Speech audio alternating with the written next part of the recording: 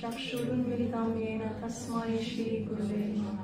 नमो विष्णुपदाय कृष्णपृष्ठाय भूतले श्रीमते भक्तिवेदान्तस्वामिने नमस्ते सरस्वतीदेवे गौरवाणी प्रचारिणे निर्विशेष शून्यवादी पाश्चात्य जय श्री कृष्ण चैतन्य प्रभु नित्यानंद श्री अद्वैत गदाधर श्रीवासि गौर भक्तवृंद। हरे कृष्णा कृष्णा कृष्णा हरे हरे हरे राम राम राम हरे हरे। वंशकल्पतरुभ्यश्च कृपा सिन्धुभ्यैव च पतितानां पावनेभ्यो वैष्णवेभ्यो नमो नमः। Hari Maybe someone can help with this.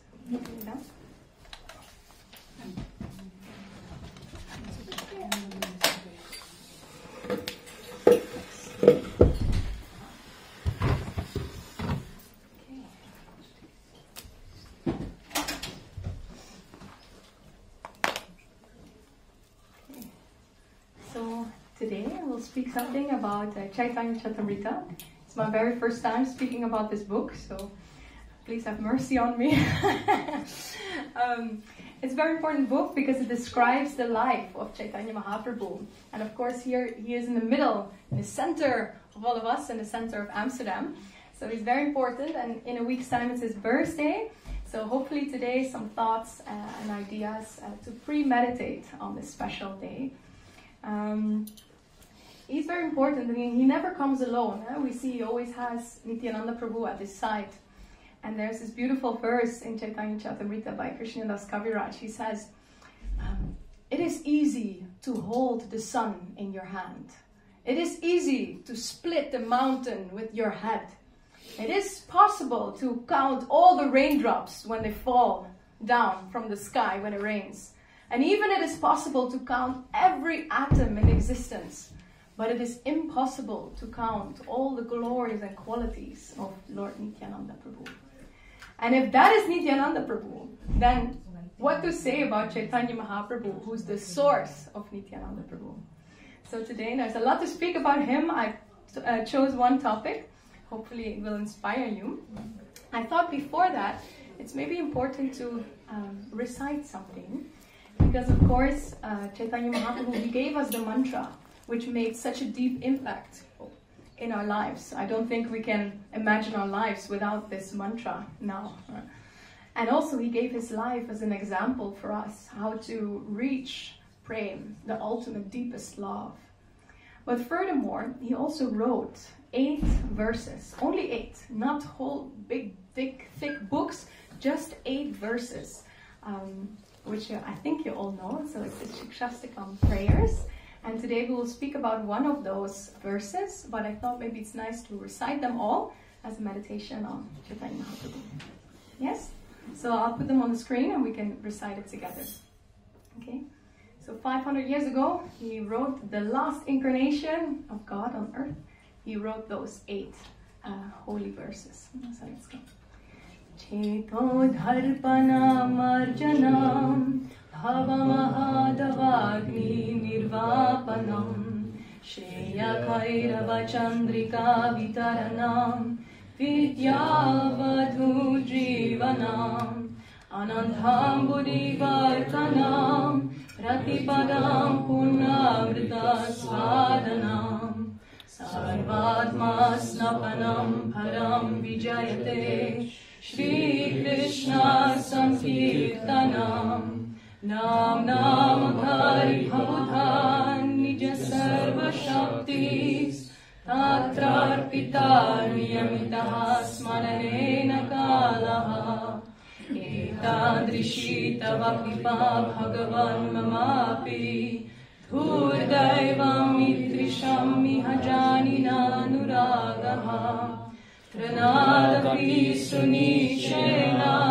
Harorapi Saishuna Amanina Manathena Kirtaniya Sadhaharir Nadanam Najanam Nasundarim Kavitam Vajagarisha Kamaye Mama Janmani Janmani Shvare Bhavatat Bhaktira Haituki Tvaye Hainanda Tanuja Kinkaram Haditama Vishame Bhavam Buddho Kripaya Bhavapara Pankaja Sita Tulili Sadrishim Vichintaya Nayanam Khaladasrudaraya Vadanam Gadgadodayam Hira Pulake Nichitam Vapukada Hamanama Brahmane Bhavishyati Yugaitam Nimeshena Chakshusha Pravishaitam Sunyaitam Jagat Sarvam Govinda Viravaye Name Aslishavaparalatam Pinashtumam Adarshanam Marmahatam Karotva Yatatatava Vidatatulam Pato Matrananatastu Saevana Paraha. Oh, beautiful. Nice.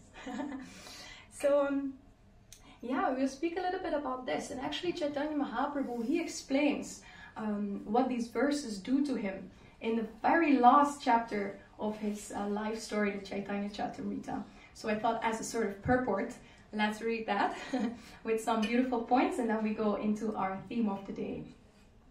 So in this final chapter, it is said, while Sri Chaitanya Mahaprabhu thus resided at Jagannath Puri, he was continuously overwhelmed night and day by separation from Krishna.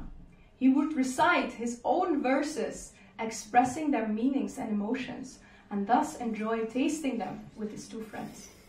He said, regardless of time and place, one who chants the holy name, even while eating or sleeping, attains all perfection. So if you, by accident, have a dream and chant Hare Krishna, you're perfect. You have invested your full potencies in each individual holy name. But I am so unfortunate that I have no attachment for chanting your holy names. Sri Chaitanya Mahaprabhu continued, O Swarup Damodar Goswami and Ramananda Rai, hear from me the symptoms of how one should chant the Hare Krishna Mahamantra to awaken easily one's dormant love for Krishna. One, which is the third verse, and maybe the most important one who thinks himself lower than the grass, who is more tolerant than a tree, and who does not expect personal honor, but is always prepared to give all respect to others, can very easily chant the holy name of the Lord. These are the symptoms of one who chants the Hare Krishna Mahamantra. Although he is very exalted, he thinks himself lower than the grass on the ground. And like a tree, he tolerates everything in two ways. When a tree is cut down, it does not protest. And even when drying up, it does not ask anyone for water. The tree delivers its fruits, flowers, and whatever else it possesses to anyone and everyone. It tolerates scorching heat and torrents of rain, and yet it still gives shelter to others. Although a Vaishnava is the most exalted person, he is prideless and gives all respect to everyone, knowing everyone to be the resting place of Krishna. So it's beautiful, no? Actually, Chaitanya Mahaprabhu, he compares us with this tree, because trees, whatever happens to them, if they're cut down, if they're standing in the scorching heat, if you've been to India in the summer, you know what it means. Or even in the rain, it doesn't matter, he doesn't protest. Even when he gives his life, he doesn't protest. And actually, we should be a little bit like that. Right? Give everything we have, fruits, shade, shelter, place for people to reside in. We should be like that. Because he says here, knowing everyone to be the resting place of Krishna. When we see that Krishna, God, is in everyone, and actually every literally the body is a temple of Krishna, and we see that around us, all we can do is give respect, give everything we have to others, in service attitude. And then he continues. As Lord Chaitanya spoke in this way, his humility increased, and he began praying to Krishna that he could discharge pure devotional service. Wherever there's a relationship of love of Godhead, its natural symptom is that the devotee does not think himself a devotee. Instead, he always thinks that he has not even a drop of love for Krishna. And this, like, we can say, okay, Chaitanya Mahaprabhu, you were saying this? When he would enter the temple and he would see the deities, even with a small glance to the side, tears would come from his eyes immediately. And Amarendra Prabhu says the tears didn't flow like this. They flowed like right on the feet of the deity. So he could just stay in the back of the temple and give Abhishek to the deity there with his tears. And that's how much love he had. But actually Chaitanya Mahaprabhu himself, he said, I have no love. I have no love for Krishna. And so his friend, Swarup Damodar, he asked him, why are you saying this? You come into the temple, so much tears are flowing from your eyes out of love. And then Chaitanya Mahaprabhu, he replied, well, can a fish survive without water? So Damodar was saying, no, it's not possible. What happens when you take a fish out of the water? And he says, then you die. The fish dies. Okay, and why does the fish die? Because he has such a deep connection with this water. He has such deep attachment to this water. Whenever he leaves that, he immediately dies. And then Chaitanya Mahaprabhu says, but wait, I'm like that fish, but I am separated from the, how was it said, the ocean-like blue Sham Sundar. I'm so unfortunate that I cannot see the rivers, the bluish rivers of Sham Sundar. And still I'm alive. So I'm without that attachment of Krishna, but still I'm alive. Then how can you say I have love? I have no love. Ooh, that goes deep. And something that is important here is to see his humility. He's God himself. You know, he has so much love to give. But still he says, I have nothing, I don't have love. That's his humility. And we see that also in verses later. He said, in great humility, natural humility, and then the ecstatic symptom of humility. We see that constantly. Humility, humility, humility. Often we read past that because our ego doesn't like that so much. It's like the paradox, the ego on the one side and humility on the other side. But in this very last chapter of the book, we see that it is such an important quality to have humility. So today I would like to speak about that because that's actually the conclusion of the whole Caitanya Caritamrta. That when we develop humility, that will open up, I have a picture, the doors to love of God. And actually, that is something that's so natural to us because our natural state is love, right? When we look at the soul's perspective, love is our natural state. And what is love?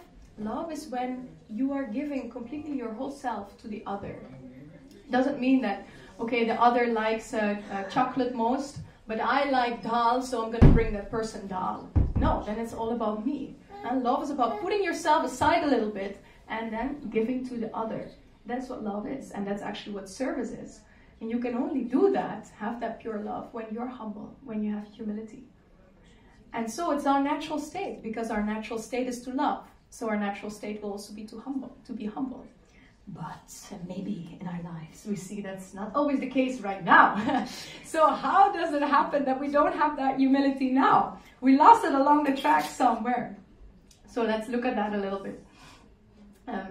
We say at some point we want to, as a soul, experience how it is to be separate from God. To now, not He is in the center all the time, let me be in the center. For once, I want to experience how it is. So when we want to experience that, we have a few steps. What's going to happen? The first step is, you need to forget who you really are. In order to experience now, I am the center, you need to forget that actually you are not. You are a servant. So you need to forget who you are, which is called avidya. And a sort of mist forms around the heart. Then you're ready for step 2. Which means, now that I don't know who I am, I can create a new identity. I can create a new me. I can reinvent myself. Which is the false ego. I'm going to identify myself with things that I'm actually not. And then I'm fully ready to enter into the material realm, where I can then do my business of experiencing all those things. So the material realm has 3 energies: rajas, passion, goodness, sattva, and tamas, ignorance.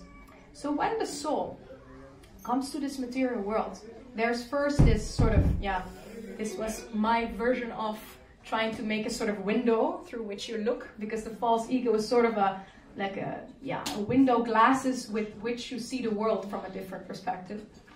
Then when we come in contact with the energy of rajas, passion, what happens?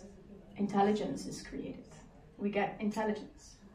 Then when the layer, when we come across goodness, sattva gun, that energy, then the mind is created.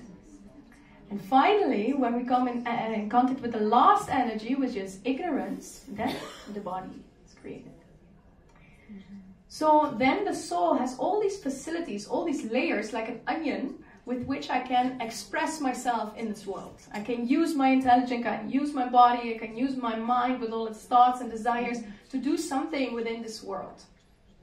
But actually what is happening, the pure desire of the soul is getting distorted along the way. Let's say we start with the soul.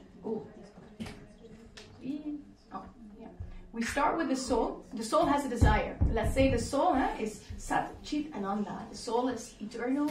The soul is full of consciousness, and the soul, Sat, Chit, has all knowledge, endless. So the soul, let's say, wants to be happy, wants to experience happiness. That desire goes through the false ego. The false ego says, okay, now you're not a soul, you're a human being, so let's experience happiness in this world as a human being. That's what the false ego makes of that desire of the soul. Then it goes to the intelligence. Okay, you want to be happy? Okay, you want to be happy in human experience? Okay, intelligence says you're going to be happy in your human experience when you eat.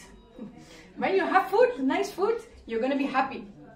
So then that same desire goes to the mind. And the mind says, okay, you want to be happy? You're going to be happy in human experience. You're going to be happy by eating, and not just eating anything. You're not going to be happy when you eat grass.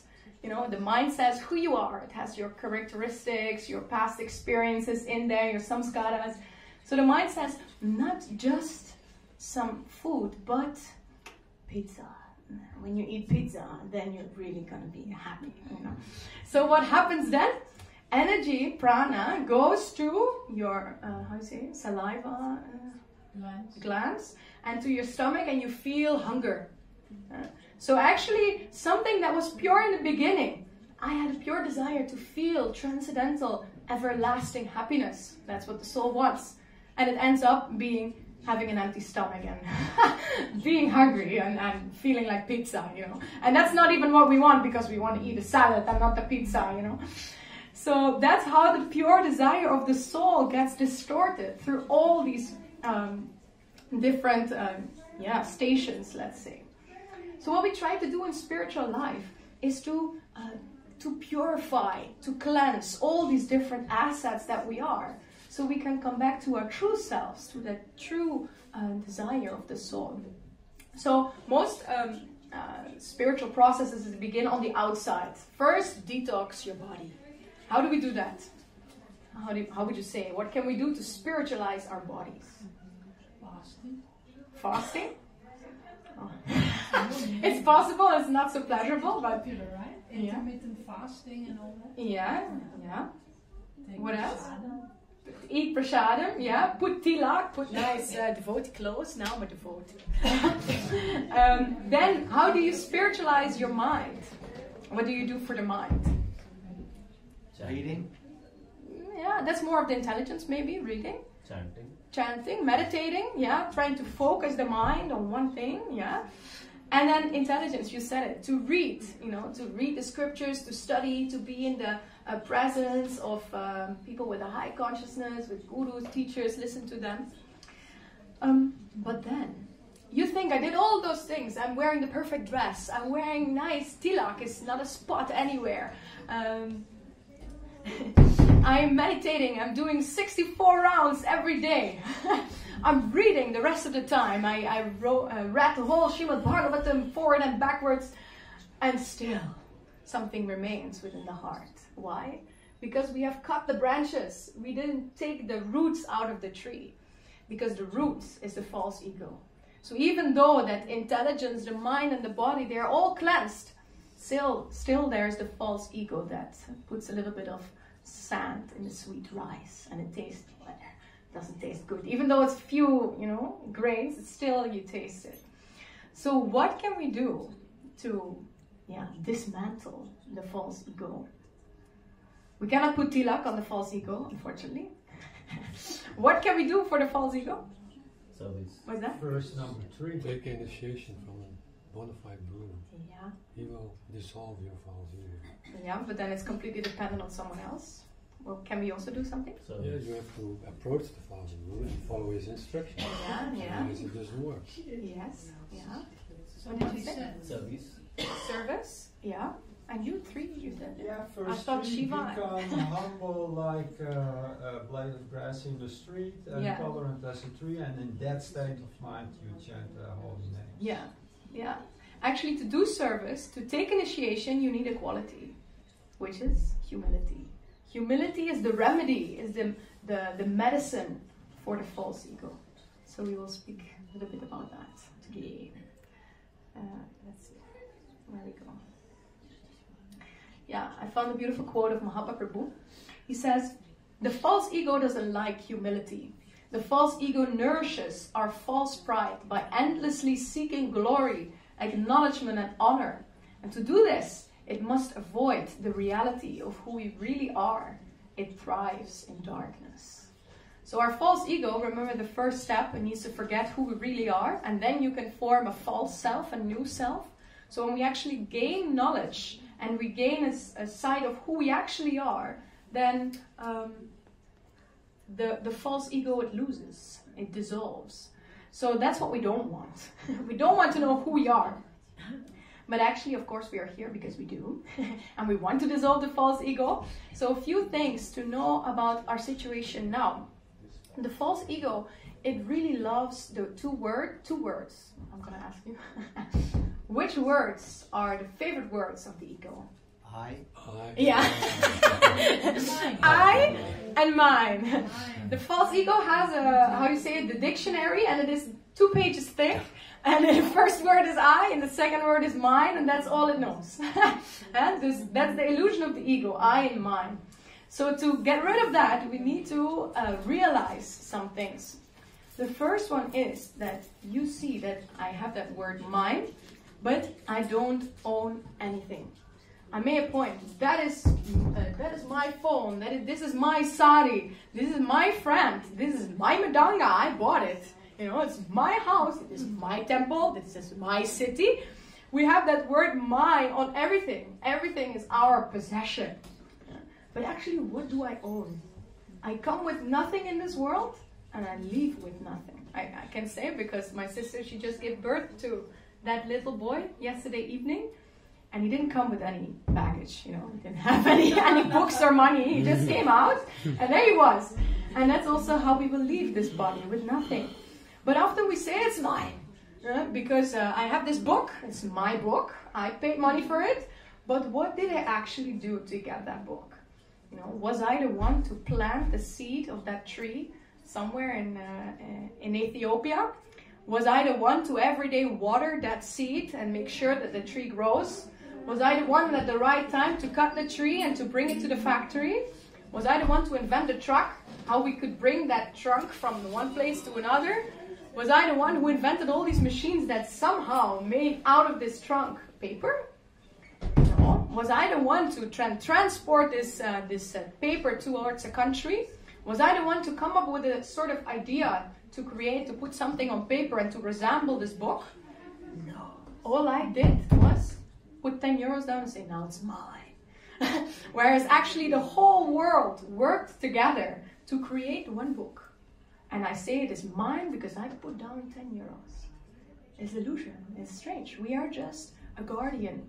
When you see that all objects and everything that exists comes from Krishna's energy, we say we own nothing. It's all his. We are just a temporary guardian of all these things. So first of all, the ego needs to realize I don't possess anything. Second one, I am not independent. Ooh, it's also not so nice, especially for Dutch people, I guess, to realize, because we are stubborn and we think, no, I'm independent. And I say I do, you know, it's all me. See, I'm speaking in the microphone. I prepared this lecture. I tell you the knowledge. No, actually, everything we know it from other people. We know it from teachers. We know it from books. Maybe 2% out of everything we know maybe from experience, but we need the people around us to help us have these experiences, right? And to understand. And even now I can say, yes, I'm the one who's giving this presentation. I'm the one giving this presentation. I made this PowerPoint.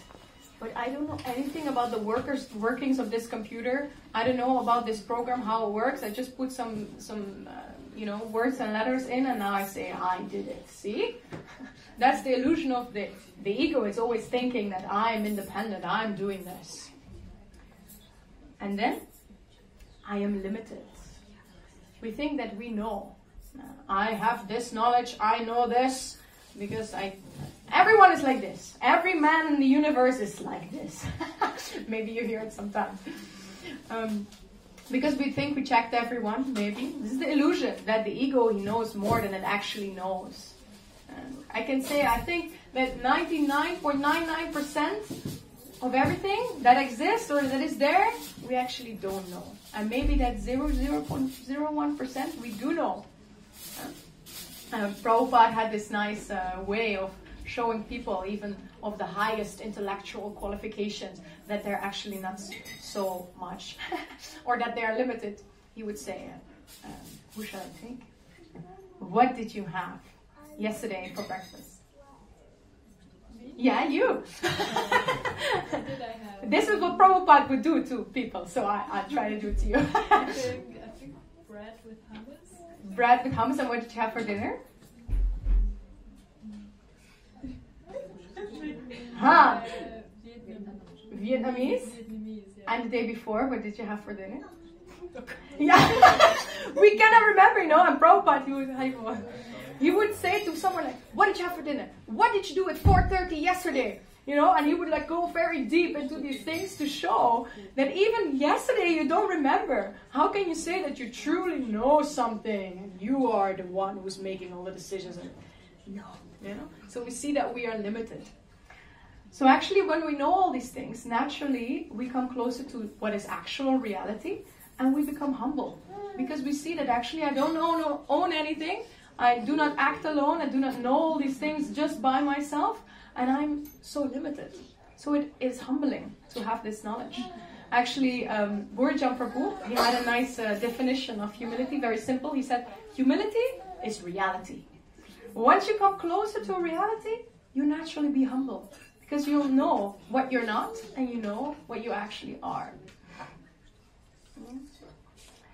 And mostly we think, okay, so I don't know anything, I am nothing, I don't possess anything. It can be easily something that like you put yourself down, you know, and you become smaller and smaller and smaller until you're nothing. So Ranat Swami, he had this beautiful quote. He said that's not the case. Because humility is not thinking less of yourself, it is just thinking of yourself less. So it's not thinking less of yourself, but thinking of yourself less. So just not think about yourself too much, because many of us, we are self-absorbed. He says there are two kinds of humility. You have false humility and you have genuine humility. And there's a difference between the two. We say that false humility comes out when the false ego is frustrated. There's a frustrated false ego. He wants it, but he cannot get it. Oh, sorry. Yeah. So that is actually false ego frustrated. We want to achieve something, but we can't, and so we say, oh, I'm nothing. I'm so fallen, Prabhu. I cannot do it. You know? We might sound humble. But actually it is fake humility, because the false ego is still there, and he thinks, okay, I cannot be the best, then let me be the worst. Let me be completely opposite, and still I'm indulge, you know. But actually what we want is the false ego rejected. It is not minimizing who you are, but having the right conception of who you are. Because when we reject the false ego, we say, who am I actually? I am that soul that is Satchitananda, that is eternal, that is blissful, that is all cognizant, all knowing. And you know your qualities, but you also know your servant. So you reject everything else. And that's very different, the humility that comes from there. Because many people think, when you think about humility, you think, this is not something I want, because I'm going to be like, you know, in the corner somewhere, being all humble, and no one sees me, and no one acknowledges me. But actually, humility is empowering. Because they say, in Tao, who has read the Tao? Tao Te Ching? Someone has read it here? No? Tao Te Ching? You're such pure devotees, you only read Bhagavad Gita. So Tao Te Ching is an old Chinese text, I believe, with short poems. And they also have a lot of knowledge in there, so I read it. And this beautiful poem came out. It says, all streams flow to the sea because it is lower than they are. Humility gives it power. So all the rivers, they flow towards the ocean because the ocean is lower situated than all these rivers. So all the water gathers there in the ocean and it becomes the reservoir, it becomes the biggest river, the biggest ocean. And that's humility. We think we make ourselves small, but actually because we are taking a step back, we are empowering ourselves in that way. We allow the mercy to come to us. If our cup is full, and we think, I'm fine by myself, and I'm full, my cup is full, how can Krishna give us anything? He cannot. But when our cup is empty, Krishna can fill it with so much love and bliss and happiness and everything we desire. So actually, humility is first empowering. Second, it opens the way to growth. Because when we're humble, we are willing to change. And we are willing to question if it's right, what I'm doing or what I'm thinking. So you're opening up some door within you. If you say, no, I know it, and I'm sure, then how can you grow? You know? There's this famous quote of Vashishka Prabhu. It's quite tough, but he says, I live to be corrected. Ooh, that's like something, because we don't like criticism, no? But it's a good one. And third, it opens the way to knowledge. Radha Swami, who I think is sort of the image of humility. Who of you have met Radha Swami before or seen him? You've seen? Yeah. I met him, and the first time I didn't know who he was. So it was for me just someone in orange, you know, someone in orange dress. And I said, hey, how are you? You know, that was the first thing I said to him. He's an important Swami, he has like tens of thousands of disciples. And I said, hey, how are you? And he said to me, now that I see you, there's nothing else in the universe but the connection between you and me. And I was like, is he acting? What is this? Is this what? And every question I asked, I got such a humble answer. And I was like, okay. So when I was thinking about this lecture about humility, I immediately found quotes of him and went to him. So he had this nice story about knowledge and humility. He said, knowledge and humility are like, they go hand in hand. It's like, you cannot take one without taking the other. Because it's like sugar and sweet. You cannot take the sweetness out of sugar. So you cannot take humility out of knowledge. If you have knowledge but you don't have humility, you don't have actual knowledge. Or when you have humility, you will have knowledge also. So he had this nice story about, I think it took place like 900 years ago. And it was this famous pundit. And he was traveling the country to debate everyone. Because nowadays we have football and we have all of these sports that we like to watch. The Olympics are coming, I think, in Paris. But back then, the entertainment was to have two people discussing with each other. You know, that was like the entertainment of the people. So there was this famous pundit and he was undefeated.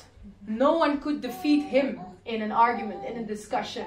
So he traveled the country, and at some day he comes to this village, And all the scholars, they would flee when they would see him coming. They were like, I don't want to discuss with him. I'm going to lose for sure. So his disciples were amongst him, and he had this big entourage, like golden palanquin and, I don't know, elephants. It was like a big thing that he came. And his disciples were screaming like, no one has a question that Panditji cannot answer. No one in the entire universe. Try us, you know. So everyone was like, ugh. And they, you know, they folded their hands and they fled away. But there was this one little boy. I think you know his name? Parasara. And he was only 5 years old. And he went up to him and he says, Panditji, I actually have a question. I have a question. So Panditji said, come on, look at you. You're 5 years old. Go play. But Panditji, I have a really good question. And he said, oh my God. And this is Rana Swami's word. He says, the milk is still on your lips. The milk of your mom's breast is still on your lips. What will you ask me? Come on, go play. Don't waste my time. But then this little boy said, Panditji, you're so enlightened. Why do you only look at the size of my body? I'm not my body. How can you not want to answer my question? And then the Panditji was like, oh, okay, right. So, okay, what's your question? Tell me. So this little boy, he grabs in his hand sand from the ground and he says, Panditji, how many grains of sand are there in my hand? And the Panditji was like, oh my God, you know, no one ever asked a question like that. He didn't know, you know, he was like, we say in Dutch, with a mouth full of teeth, like, and nothing else. He had nothing to say. And all his disciples like turned to him and he kept silent. And I was like, this never happened. That this little boy, 5 years old, asked a question that Panditji cannot answer. And so this little boy said, a person who is really in knowledge, who has real knowledge, he sees God in everyone's heart. And how can you not be humble in front of the greatness of God? Such a person doesn't have knowledge, and his knowledge that he thinks he has is worthless. So worthless like this sand, and he threw the sand away. And so this Pandit, he was shocked that this 5-year-old boy said this to him, and he was right, you know. So he fell off the palanquin. He fell on down to his knees, and he said, can I please, he begged him with tears in his eyes, can I please be your disciple? And he became his disciple. So whenever there's humility, there's going to be knowledge. And whenever there's knowledge, there has to be humility, otherwise it's not knowledge. And the last thing, and I want to end with this, is that humility opens the path to bhakti. And that's maybe for us the most important thing. We say that humility attracts Krishna's mercy and love. And when we're humble, mercy will dawn upon us, and love of Krishna as well. But then someone might say, but wait. So Krishna is posing a condition? I thought his love was unconditional. But now you say I have to be humble so that I can receive his love? Isn't then his love limited? Isn't his love conditional? Caitanya Caritamrta said something very beautiful. He said, when we speak about the word condition, it can mean two things. A condition can mean a demand. I demand, I have two conditions. This is my first condition, this is my second condition. It's a demand. But condition can also mean a state that you're in. For instance, I'm in a terrible state, you know. So it can mean a demand and it can mean state. And actually, when we look at condition as a demand, does Krishna have any demands from us? Any conditions from us to receive his love or mercy? No. He gives his love and mercy to everyone, anyone, freely. It's like sunshine. Sunshine is there for everyone. No one can claim it. And it is not limited to that one place or behind the cloud. No, it's for everyone always. So Krishna doesn't put any demands on receiving his love or mercy. But state. Condition also means state. So there might be sunshine outside, but when I am locked up in my basement with all the windows shut and it's just dark, then how can I receive that sunlight that's there? So that is the state, and that's actually our choice. And that is conditional. In a sense, on Krishna's side, he doesn't place any demands on receiving his mercy or love. But the state that we're in, that condition, that is our choice. And humility helps us with choosing, yes, I want to be in that sunlight of Krishna's love and mercy. And so that was something I wanted to end with. I have a few beautiful quotes that relate to that. And this is a beautiful one. Ranat Swami says, humility is a natural symptom of those who love God. And he also says, humility is the foundation by which love manifests. And Caitanya Caritamrta, humility means to focus on how we can serve and not on what we deserve. That's a powerful one. So how we can give, not I'm entitled, give it to me. No, how we can give. And the last one, humility frees us from dependence of our own power and grants us access to God's power. So that's what we said before, that when our cup is full, how can we receive anything from Krishna? But when our cup is empty, we take the humble position, then He can give us so much. And so we can access God's power. So that's what I wanted to end with today. Hopefully the seed of humility is planted in our hearts. If there are any thoughts or questions, you can ask. I'm not so, well versed in this topic other than this, so I humbly ask you to have mercy with your questions. But please, if you would like to add something, we have some time left. Or reflections also. Right? Yeah, reflections. Yes. One question, Malini. First of all, fantastic lecture. It was very nice. When you mentioned about false humility, right? That many people just say that, oh, I am fallen and I'm not qualified, and that if it's not genuine, it's more like still centering on I, right? But I have a question. Let's say if genuine humility is not coming in your heart, then is that also a way that you keep on conditioning yourself to that kind of a thought process, and then you actually consider yourself as, lower than a blade of grass or something like that? Yeah, that's interesting, because actually I knew this question would come because I had the question also, and I have actually a quote on that. Okay. So Ranat Swami said, there is false humility and there's genuine humility, and in between is the desire of the practitioner to become humble. Wow, perfect. Yeah. So in between the two, we might not be fully humble, we might not have the genuine humility, but because there's the desire to become that, then it is good. Then it is actually good humility. But you have to be conscious of what you're doing. Yeah. Thank you. More reflections? When in your preparation this morning we talked about humility. You said it already. It's not very popular in this society. It's more like play hard, work hard, be the best, and all that. So, how do we integrate? Maybe as devotees, we aspire to become humble, and then we go outside, and then we have to be the best, and we have to be cutting edge and get the promotion and all that. It seems to be a bit, juxtaposed towards each other. How can you integrate that? Our striving for humility in this cutthroat society. I think when you don't pose yourself as the center, like now I'm gonna do it and look at me, then, but you look at how can I serve others, then more people will follow you and genuinely want you to become better than when you're only like, look at me, So I think when you have that service attitude, when you take the humbler position, it will actually create a healthier environment for the people who want to give that promotion to you, or see that you are working from a genuine place and not just self-absorption, and therefore I think more opportunities will eventually also come to you. Nice. There's also this concept of servant leadership, right? This is popular. Yeah. Like this, you don't have to be the boss, like top down, yell at everybody. But if you want to be everyone's servant, that's even recognized in the corporate world as something valuable.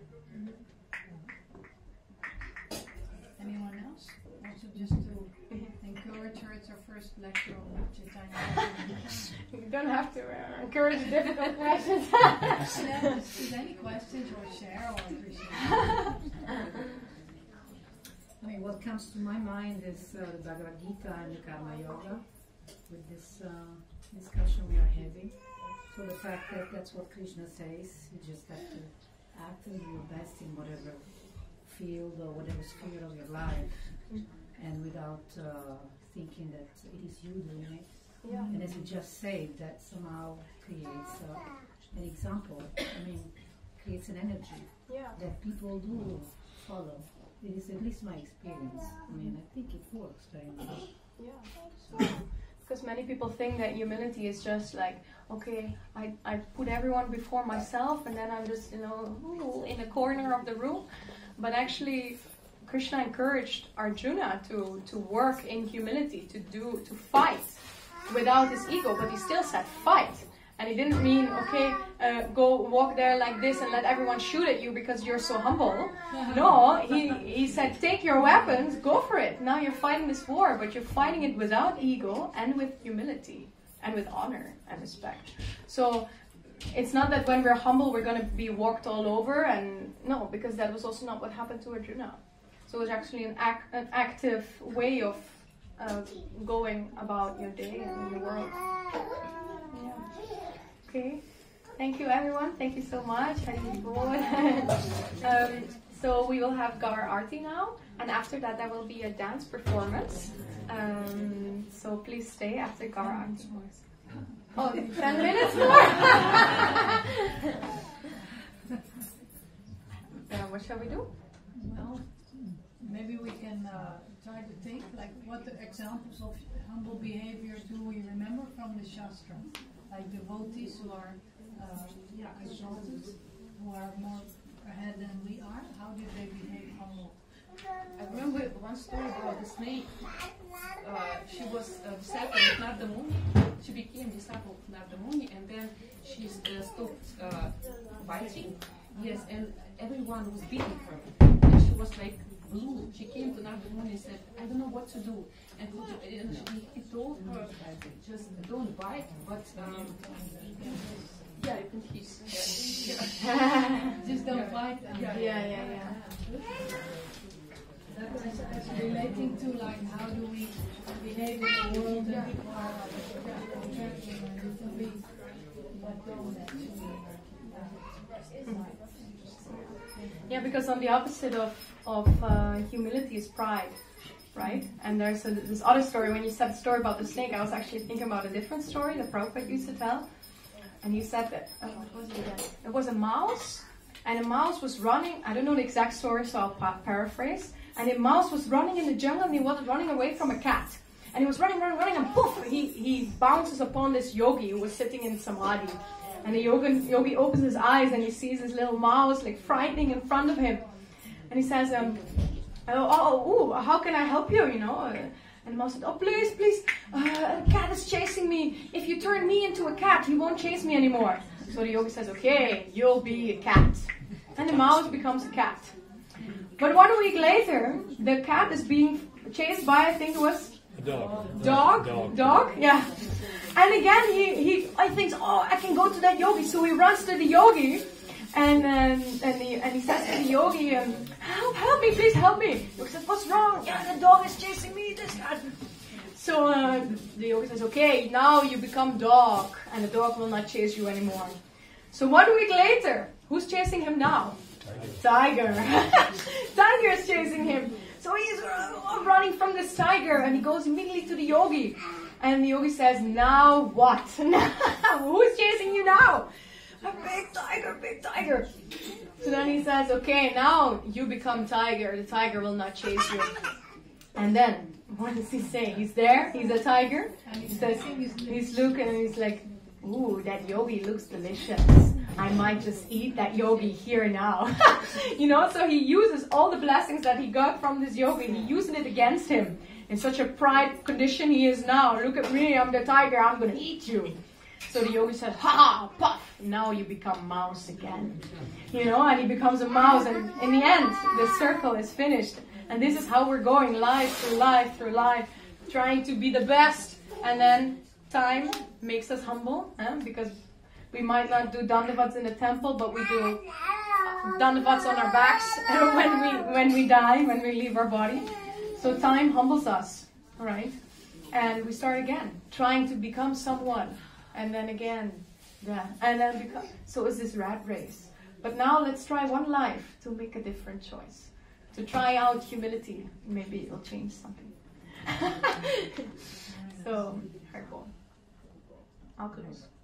Thank you.